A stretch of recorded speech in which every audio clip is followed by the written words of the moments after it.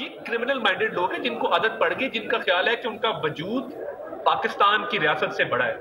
रियासत से बड़ा कोई नहीं होता। मैसेज लाउड एंड क्लियर है और ये ताखीरी हरबे इस्तेमाल करते रहे। एंड पे जब डिसीजन आने हैं तो ये सफ़ाए मिसल पे डिसीजन में लिखा जाएगा कि आप तब पेश नहीं हुए, तब ये बहाना किया। ये करे बहाने, करे इसको डिले।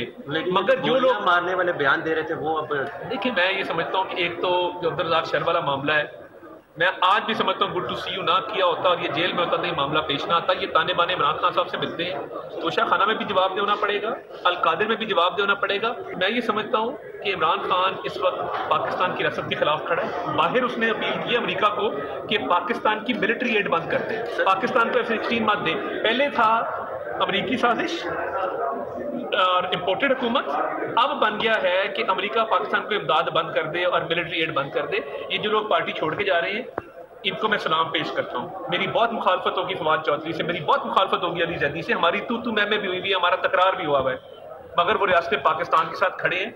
वो गद्दारी का लेबल अपने माथे पे लगाने को तैयार नहीं है और ये काबिल कदर लोग हैं, इनकी कदर करनी चाहिए। हमें टोटल 5 लोग पंजाब असेंबली के छोड़ के गए थे, जलील शरफपुरी, अशरफ अंसारी, मौलाना गयासुद्दीन, फैसल न्याजी और एक और साहब थे। किसी को गद्दार नहीं कहा, सबको वापस लिया।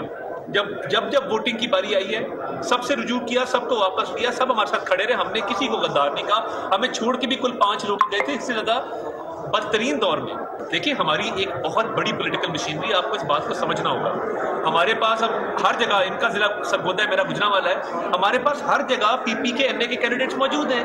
हमारे पास गुंजाइश नहीं है नए लोगों की। जहां जहां गुंजाइश है वहां लोगों को लेंगे भी।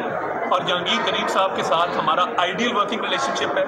उनके जितने साथ के लोग हैं, अमन चौधरी हमारी कैबिनेट में एडवाइजर हैं, उनके जितने बाकी लोग हैं फील्ड में मौजूद हैं, अजमल चीमा फैसलाबाद से, नुमान लंगड़ियाल साहिबाल से, फैसल जब्बूआना झंग से, ये सारे वो लोग हैं जो हमारे साथ भी अलाइंड हैं। बहुत सारी जगहों पे जहाँ पे करीम साहब के उम्मीदवार खड़े होंगे या हमारे उम्मीदवारों की उनसे कोई आपस में एक जॉइंट कैंडिडेट आने का भी बहुत सारी जगहों पे ये इम्कान है।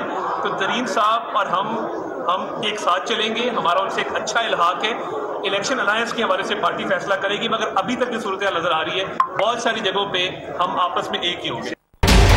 बजट 2023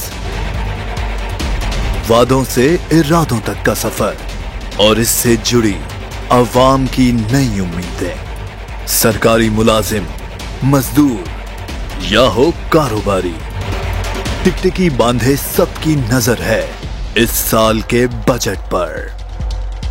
क्या हो पाएगी बचत, मिलेगा रिलीफ?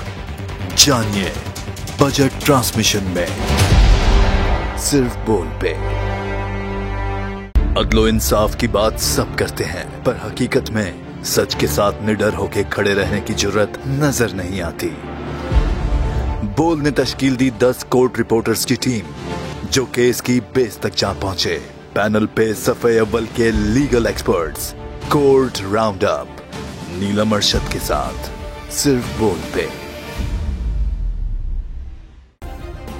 सब्सक्राइब करें और बेल दबाएं ताकि कोई खबर रह न जाए।